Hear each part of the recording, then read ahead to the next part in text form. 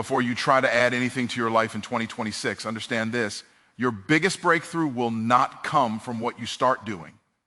It will come from what you finally stop tolerating. Let me tell you something most people don't want to hear. Your next level does not require addition. It requires subtraction. Growth isn't always about what you start doing. Sometimes it's about what you finally have the courage to stop. And here's the key word, quietly, because not every cut needs an announcement. Not every change needs permission. And not every upgrade requires an explanation. If you want 2026 to be different, structurally different, then here are 15 things you must quietly cut from your life. 1, cut tolerated disrespect. Anything you allow, you teach. If people keep crossing lines, it's because the lines were imaginary. 2, cut explaining yourself to unqualified listeners. If someone doesn't fund your vision, follow your discipline, or live your values, they don't need a vote. 3, cut comfort-based decisions. Comfort is expensive. It charges interest and regret. 4, cut identity-level excuses. I'm not a morning person. I've always been like this. Those aren't facts. Those are contracts, and you can cancel them. 5, cut consuming without producing. If you scroll more than you build, you're feeding someone else's future. 6, cut emotional spending. Buying things to feel better. Talking to people who drain you. Arguing to feel powerful. Every emotional leak is a wealth leak.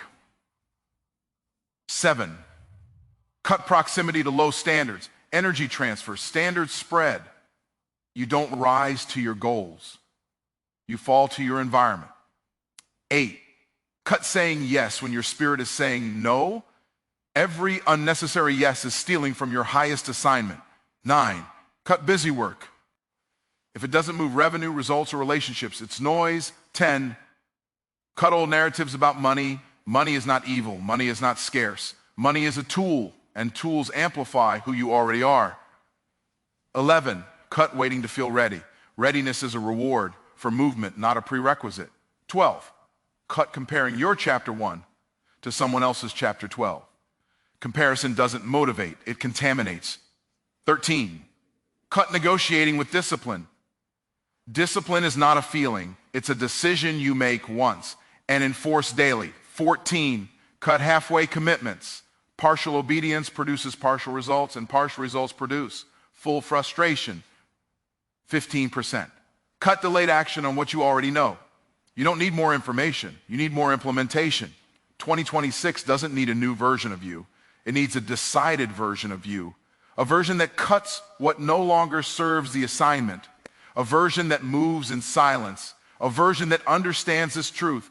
Every level of success demands a funeral, and something has to die for something greater to live. Cut wisely, move quietly, and let your results make the noise. Weak agreements are the quiet contracts you signed without ever sitting at a table. No paperwork, no witnesses, just repeated tolerance that slowly became policy. They are the promises you never consciously made, yet you live by every day. Agreements with lateness, agreements with inconsistency, agreements with people showing up halfway and you calling it loyalty. Weak agreements don't announce themselves loudly.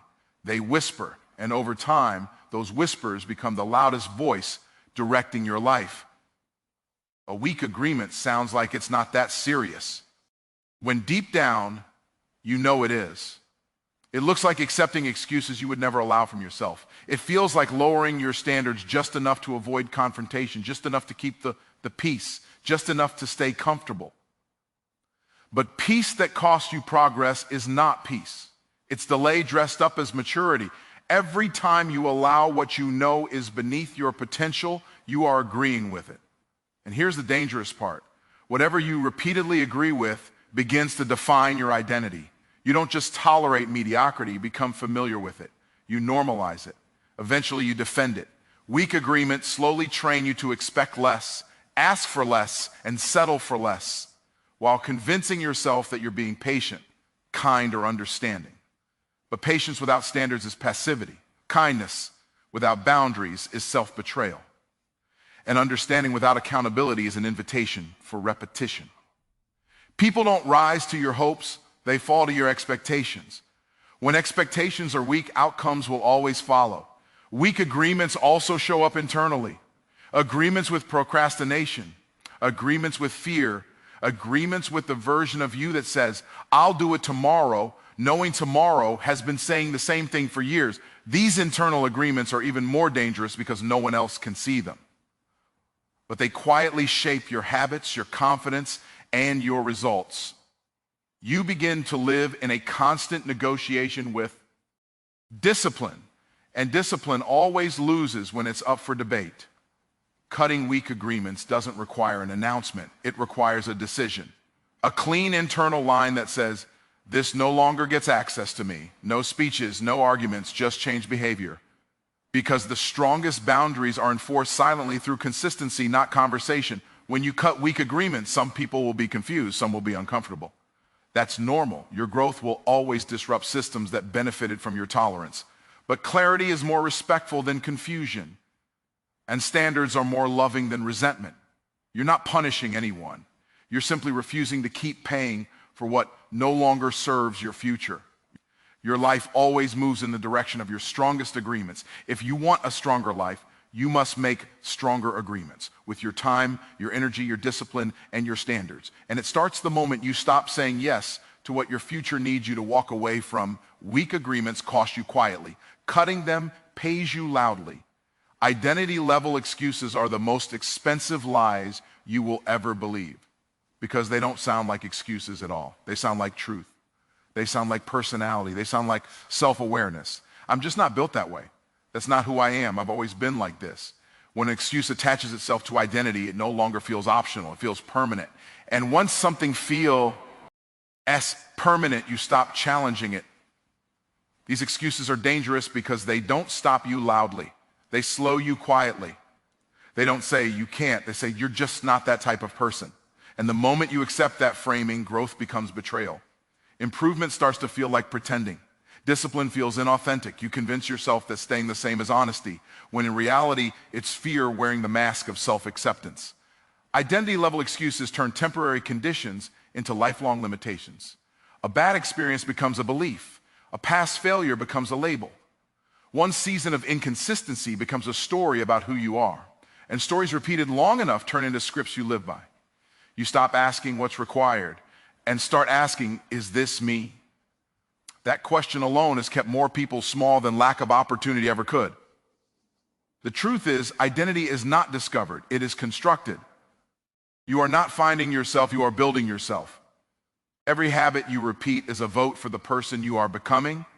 Every standard you enforce is a declaration of identity. But identity-level excuses flip that process upside down.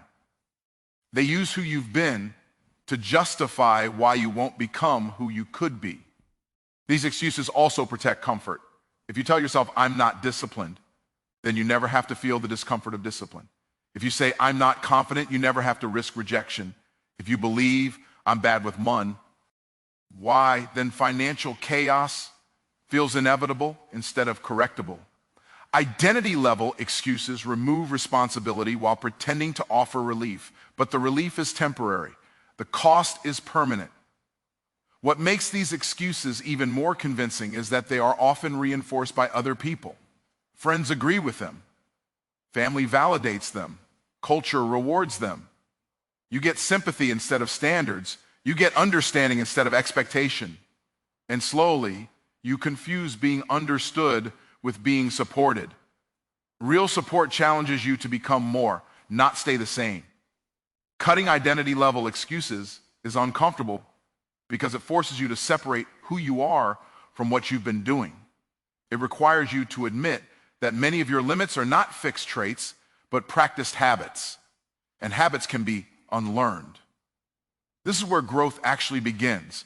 Not when you learn something new, but when you stop lying to yourself about what's possible. This doesn't mean denying reality. It means refusing to let reality become a prison. It means replacing statements of limitation with statements of ownership. Not, I'm not good at this, but I haven't trained in this yet. Not, that's not me, but that's not me anymore. Language matters because language shapes belief and belief shapes behavior. When you cut identity level excuses, you reclaim authorship over your life. You stop outsourcing your future to your past. You stop negotiating with labels that were never meant to be permanent. And for the first time, growth feels honest. Not because it matches who you've been, but because it aligns with who you are choosing to become. You don't rise by discovering your identity. You rise by deciding it. Some of the most dangerous distractions in your life don't look like distractions at all. They look responsible. They look productive. They look like effort. That's why they're so hard to cut. These are the activities that keep you busy but not better, active but not advancing, exhausted but not effective. They give you the feeling of progress without the results of progress. And over time, that illusion becomes addictive. Disguised distractions often wear the uniform of urgency. Endless emails, constant messages, meetings with no clear outcome, planning sessions that never lead to execution. You spend your day responding instead of creating, reacting instead of building. At the end of the day, you feel tired. But when you look at what actually moved your life forward, the list is uncomfortably short. Fatigue becomes the substitute for achievement. Busyness is socially rewarded, which is why it's rarely questioned. People applaud the grind, the long hours, the packed schedules, but busyness without direction is just motion. And motion without intention is how you run in circles while convincing yourself you're on a journey. Distractions that masquerade as productivity don't waste your time outright. They slowly steal your focus, which is far more valuable. Another form of this distraction is over-preparation. Researching, organizing, tweaking, refining, long past the point where action should have started. You tell yourself you're being thorough, but what you're really doing is avoiding exposure. Because once you act, you can be judged. Once you release, you can be rejected. Preparation feels safe. Execution feels vulnerable. So you stay in preparation and call it productivity. Digital noise amplifies this problem. Notifications, updates, feeds, and endless information streams fragment your attention into pieces, too small to do meaningful work.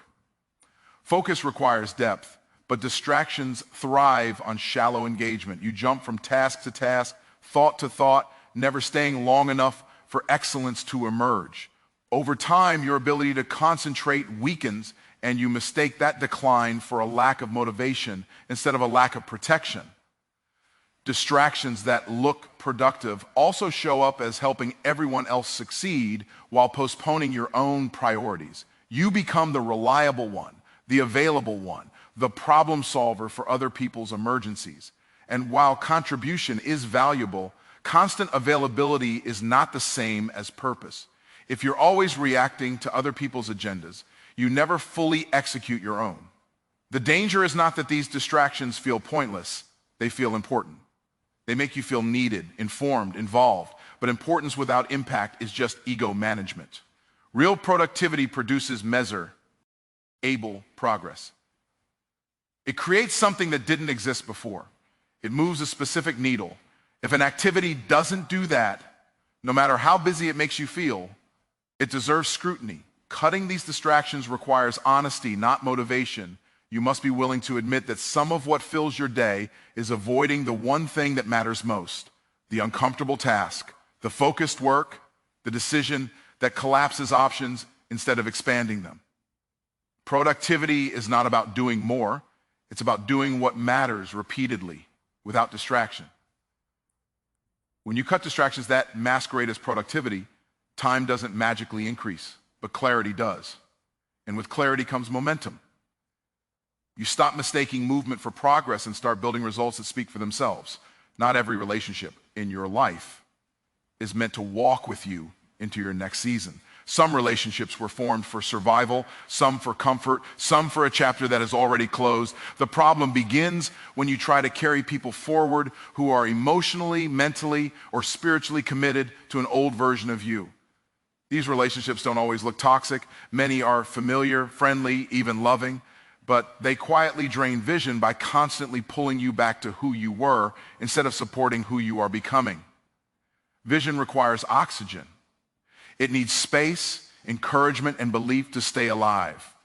Relationships that drain vision suffocate it slowly. Conversations stay small. Dream. S are met with jokes, doubt, or silence. Every new idea has to be over-explained, defended, or minimized to keep others comfortable. You begin editing yourself, shrinking your language, lowering your excitement. Not because your vision is unrealistic, but because it threatens the equilibrium of the relationship. These relationships often survive on proximity rather than alignment. History becomes the glue. We've known each other forever replaces we're growing in the same direction. Loyalty becomes confused with obligation. You stay connected not because the relationship is feeding your future, but because leaving feels like betrayal. But loyalty that requires self-abandonment is not loyalty. It's fear dressed up as commitment. Vision-draining relationships also normalize stagnation. When everyone around you is comfortable with average, excellence feels disruptive. Discipline feels extreme.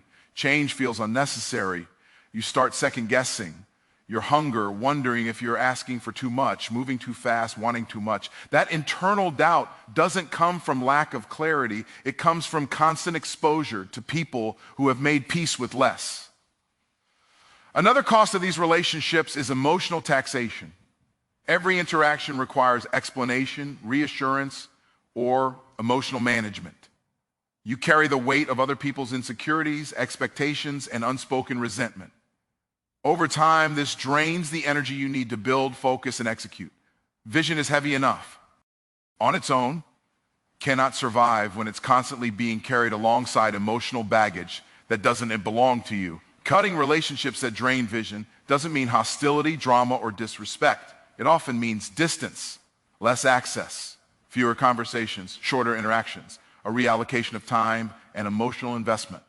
Growth rarely requires confrontation. It requires clarity. You don't owe everyone a front row seat to your future. It's important to understand that when you grow, some people don't lose you, they lose access. And that loss can feel like rejection to them, even though it's simply redirection for you. Your responsibility is not to manage how others interpret your growth, but to protect what your growth requires. When you surround yourself with people who respect your vision, you don't have to explain your discipline. You don't have to defend your goals. You don't have to dim your ambition to maintain connection. Vision expanding relationships don't demand perfection. They demand commitment. They don't compete with your growth. They contribute to it. Your future will be built in the environment you choose to stay in. If the relationships around you constantly pull you backward, no amount of motivation will move you forward. Cutting vision-draining relationships is not about who you dislike. It's about who you can become. Emotional spending is one of the most invisible drains on a person's life because it rarely feels irresponsible in the moment. It feels justified. It feels deserved. It feels like relief. Whether it's time, money, or energy, emotional spending happens when decisions are driven by how you feel right now instead of what you want long term. And the danger isn't in the single decision, it's in the pattern it creates. With money, emotional spending often disguises itself as reward or comfort. You tell yourself you need it because you've had a hard day, a stressful week, a difficult season. Purchases become emotional regulation instead of strategic investment.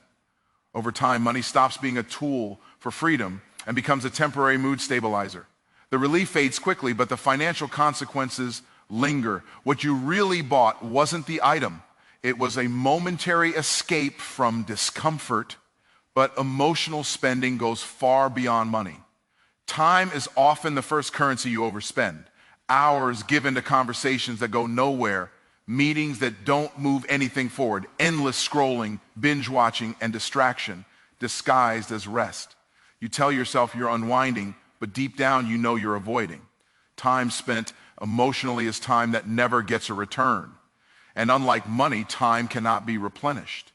Energy is the most costly form of emotional spending. You give it away through arguments that don't matter, worry about things you can't control, and emotional labor for people who never change. You replay conversations in your head, carry resentment silently, and drain yourself trying to be you, understood by people who are committed to misunderstanding you. This kind of spending leaves you exhausted without having accomplished anything meaningful. The common thread in all emotional spending is the avoidance of discomfort. Discipline feels uncomfortable. Focus feels uncomfortable. Saying no feels uncomfortable. So instead of sitting with that discomfort, you spend hoping to feel better. But comfort purchased at the expense of progress always comes with interest. The more you avoid discomfort, the more expensive it becomes to face it later. Emotional spending also keeps people trapped in cycles. Financial stress leads to emotional purchases, which lead to more financial stress. Burnout leads to mindless time wasting, which leads to more pressure. Emotional exhaustion leads to withdrawal or over-explaining, which leads to deeper frustration. The cycle continues because the root issue is never addressed, a lack of intentional boundaries. Cutting emotional spending doesn't mean eliminating enjoyment or rest. It means separating reward from impulse. Rest that restores is planned. Spending that empowers is strategic. Relationships that energize are mutual. When you become intentional, your resources start working for you instead of against you. This shift requires emotional maturity, the ability to feel discomfort without immediately trying to escape it, to pause before reacting, to ask, is this solving the problem or soothing the feeling?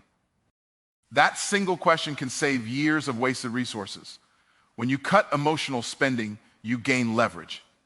Money starts building instead of leaking. Time starts compounding instead of disappearing. Energy becomes focused instead of scattered. You stop financing feelings and start funding your future. Delayed obedience is one of the most subtle forms of self-sabotage because it looks reasonable. It doesn't feel like rebellion. It feels like timing, like caution, like wisdom. You tell yourself you're waiting for the right moment, more clarity, better conditions. But underneath all of that is a simple truth. You already know what to do, and you are choosing not to do it yet. That delay is not neutral. It is a decision, and it carries consequences. Most people are not stuck because they lack information. They are stuck because they keep postponing the execution of information they already have. You know the conversation you need to have. You know the habit you need to start. You know the behavior you need to stop. You know the boundary you need to set. Knowledge is not the issue. Courage and discipline are. And every time you delay acting on what you know, you strengthen the habit of delay itself. Delayed obedience slowly erodes self-trust. When you repeatedly ignore your own inner clarity, you teach yourself that your instincts don't require action. Over time, you stop listening altogether. Intuition becomes quieter, not because it left, but because it learned it wouldn't be honored. This creates internal confusion where clarity exists, but confidence does not. You begin second-guessing decisions you already understand because you've trained yourself to doubt follow-through. This kind of delay often hides behind perfectionism. You wait until you feel fully prepared, emotionally aligned, or certain of the outcome. But clarity rarely increases with waiting. It increases with movement. Obedience creates momentum, and momentum creates confidence. When you delay, you don't just pause progress, you increase fear. The longer you wait, the heavier the decision feels, and the harder it becomes to act. There is also a cost to delayed obedience that most people don't calculate: opportunity decay. Opportunities are time sensitive. Relationships shift. Windows close, energy changes. What required small courage yesterday may require enormous effort tomorrow. Delayed action turns manageable steps into overwhelming leaps. The price goes up not because the task changed, but because you waited. Delayed obedience also keeps people living in potential instead of results. Potential feels safe because it carries no risk of failure. As long as something hasn't been attempted, it can't be judged. But potential unused eventually becomes regret. And regret is heavier than failure, because at least failure teaches you something. Delay teaches you nothing, except how to wait. Cutting delayed obedience requires a shift from agreement to action. You stop asking if you know what to do and start asking when you will do it. You move before you feel ready. You act while fear is present. You choose alignment over comfort. This is not about impulsiveness, it's about integrity. Doing what you already know is right, even when it's inconvenient. When you act quickly on clarity, life begins to move faster. Decisions simplify, confidence grows, momentum replaces hesitation. You stop negotiating with yourself and start trusting yourself again. Obedience, when practiced consistently, becomes a source of power. Your future is not waiting on new information, it is waiting on execution. The moment you cut delayed obedience, progress stops being a mystery and starts becoming a pattern. As you step into 2026, understand this clearly. Your future is not confused about what it needs from you. The signals have already been sent. The awareness is already there. What changes everything is your willingness to act on what you know and release what no longer belongs. You don't need a louder motivation. You need cleaner standards. You don't need more opportunities. You need fewer leaks. Every weak agreement, every identity level excuse, every disguised distraction, every vision draining relationship, every emotional expense, and every delayed decision has been quietly negotiating against your potential. Today, those negotiations end. This is not about becoming someone new. It's about removing what has been blocking who you were always capable of becoming. Growth will not come from trying harder. It will come from cutting cleaner. Cleaner choices, cleaner boundaries, cleaner execution. Move forward without announcing every change. Let discipline replace discussion. Let action replace explanation. And let your results say what words never could. 2026 doesn't reward intentions, it responds to decisions. Make yours undeniable.